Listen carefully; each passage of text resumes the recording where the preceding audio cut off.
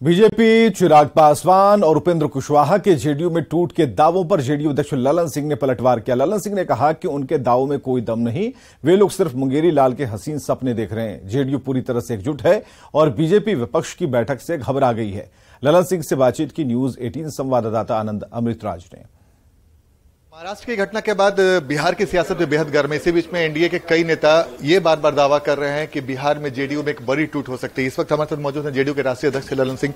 ललन जी, आपके जो पुराने सहयोगी थे, अब जो आपके विरोध में चले गए, अब दावा कर रहे हैं कि जेडीयू के कई विधायक सांसद हमारे संपर्क में हैं। देखिए, जो गंभीर नेता होते हैं और कोई बात अगर गंभीरता से कही जाती है तो उसका जवाब दिया जाता है। जिन नेताओं का बयानबाजी करने के लिए होता है, उसकी बात का कोई जवाब नहीं दिया जाता है।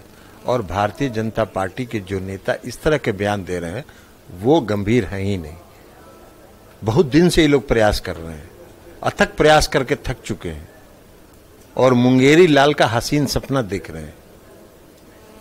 जनता दल यूनाइटेड पूरी मजबूती के साथ खड़ी है, इनको जितना प्रयास करना है कर ले। सर, वो तर्क ये दे रहे हैं कि आपके मुख्यमंत्री पहली बार जब से उन्होंने कहा कि जब से हम लोगों ने देखा है कि पहली बार 1-to-1 बंद कमरे में मुलाकात हो रही है, घबराहट इस बात को लेकर? कोई घबराहट नहीं है। मुख्यमंत्री जी अगर अपने सांसदों से, अपने विधायकों से 1-to-1 मिल रहे हैं तो एक एक विधायक से वो फीडबैक ले रहे हैं उनके क्षेत्र का, क्योंकि विपक्षी एकता की 23 तारीख को जो बैठक हुई उससे घबराए हुए हैं और उसको कवर अप करने के लिए, उस पर पर्दा डालने के लिए उन्होंने एक महाराष्ट्र में घटना किया। तो ये था हमारे साथ जेडीयू के राष्ट्रीय अध्यक्ष राजीव रंजन सिंह ललन सिंह। Anand Amritraj, news 18 network, Patna.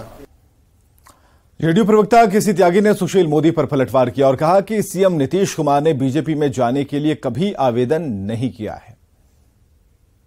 श्री सुशील कुमार मोदी जी मित्र भी हैं और लंबे समय तक साथ काम भी किया है। नाक रगड़ने जैसी भाषा ये मोहल्ले के जो लुम्पन टाइप के लोग हैं उनकी होती है। ये जो डिप्टी चीफ मिनिस्टर रहा हो, ये उनकी भाषा नहीं है। यद्यपि मुझे अफसोस नहीं है, चूँकि आजकल जिस तरह की संगत में है वहाँ भाषा की कोई मर्यादा नहीं है। नीतीश कुमार जी का प्रार्थना पत्र दिखाइए जो उन्होंने आपके यहाँ अप्लाई किया हो। हम आपको तानाशाहों का, जुल्मियों का, विभाजनकारियों का सरगना मानते हैं, लिहाजा हम आपकी पार्टी में कैसे जा सकते। दरभंगा में प्रतिबंधित संगठन पीएफआई के खिलाफ रविवार को एनआईए की छापेमारी में बड़ा खुलासा हुआ। छापेमारी के बाद जांच के घेरे में आए बहुरा के काजियाना गांव के मोहम्मद हबीबुल्लाह का आतंकी संगठनों से संबंध का खुलासा हुआ। मोहम्मद हबीबुल्लाह काजियाना गांव के मोहम्मद समीउल्लाह का बेटा है और कल दोनों को हिरासत में पूछताछ की गई थी। हबीबुल्लाह के मोबाइल से जांच एजेंसी एनआईए को लीड मिली और जांच एजेंसी एनआईए के मुताबिक हबीबुल्लाह का पाकिस्तान के आतंकी संगठन जमात उल दावा यानी कि लश्कर तैयबा से संबंध है। जमात उल दावा का नाम मुंबई में 26/11 के आतंकी हमले में आया था। हबीबुल्लाह का संबंध पाकिस्तान की खुफिया एजेंसी आईएसआई से भी हो सकता है।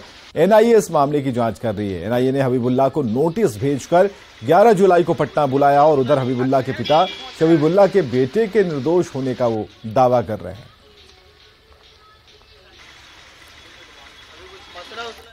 उधर पीएफआई के खिलाफ रविवार को हुई छापेमारी को लेकर एनआईए ने प्रेस रिलीज जारी की। एनआईए ने बताया कि पाकिस्तान से संचालित कट्टरपंथी मॉड्यूल गजवाए हिंद को लेकर रविवार को 3 राज्यों में 5 ठिकानों पर छापेमारी की गई।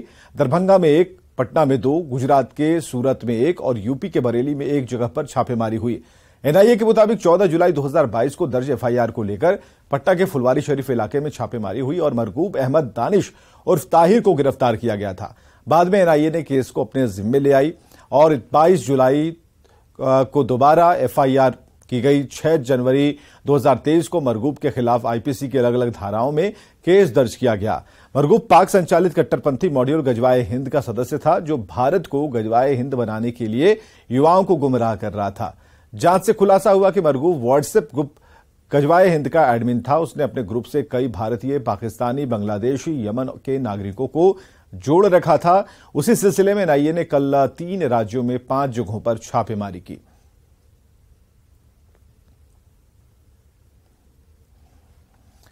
तो एनआईए की तरफ से मिली जानकारी के मुताबिक पटना, दरभंगा, सूरत और यूपी के बरेली में चली लगभग 8 घंटे की छापेमारी के दौरान digital device, mobile phone, memory card, SIM card और कई दस्तावेज समेत आपत्तिजनक सामान जब्त किए गए हैं। दरभंगा के रहने वाले मोहम्मद हबीबुल्लाह का पाकिस्तान के आतंकी संगठन जमात उल दावा के साथ संबंध की बात सामने आई है। आपको बताते चलें कि यह मामला बिहार पुलिस द्वारा पटना जिले के फुलवारीशरीफ थाना क्षेत्र के दानिश उर्फ ताहिर की गिरफ्तारी के बाद प्रकाश में आया था। इसके बाद इस मामले की जांच एनआईए ने शुरू की थी। एनआईए के अनुसंधान में आरोपी ताहिर को गजवाए हिंद मॉड्यूल का सदस्य पाया गया, जो भारतीय क्षेत्र पर गजवाए हिंद की स्थापना के लिए प्रभावशाली युवाओं को कट्टरपंथी बनाने के उद्देश्य से पाक स्थित गुर्गों द्वारा संचालित कर रहा था। पटना एनआईए कार्यालय से पूरी खबर बता रहे हैं हमारे सहयोगी अमित कुमार। पीएफआई मॉड्यूल मामले में गजवाए हिंद का जो मामला है, उससे जुड़े मामले में एनआईए ने रविवार को फुलवारीशरीफ, दरभंगा और गुजरात के साथ साथ उत्तर प्रदेश के बरेली में छिपवानी की। एक साथ ये छिपवानी की गई थी। छिपवानी के दौरान digital device, mobile phone, memory card, SIM card और दस्तावेजों सहित आपत्तिजनक सामान जो है वो जब्त किए थे। बताते चले कि यह मामला बिहार पुलिस द्वारा पटना जिले के फुलवारीशरीफ थाना क्षेत्र के दानिश उर्फ ताहिर की गिरफ्तारी के बाद प्रकाश में आया था, जिसके बाद पटना पुलिस ने एक एफआईआर लॉन्च किया। जांच से यह भी पता चला कि मरगूब एक व्हाट्सएप ग्रुप गजवाए हिंद का एडमिन था, जिसे जैन नाम के एक पाकिस्तानी नागरिक ने बनाया था।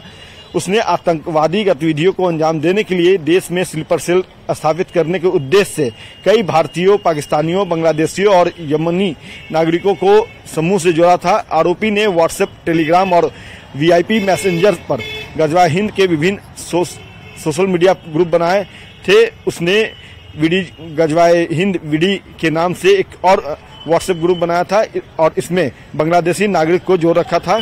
बताते चले कि आगे की जांच में जो एनआईए ने अनुसंधान करता रहा, तो एनआईए को ये भी बात सामने आई कि विभिन्न संदिग्ध पाकिस्तान स्थित हैंडलर्स के संपर्क में जो है वो ताहिर था और गजवाए हिंद के विचार का प्रचार करने में शामिल था। बताते चले कि इसी मामले को लेकर के रविवार को एनआईए ने बिहार समेत 3 राज्यों में छुपवारी की थी और छुपवारी के दौरान जो आपत्तिजनक सामानें हैं वो बरामद की गई है। नए खुलासे जो है एनआईए की तरफ से किए जा सकते हैं।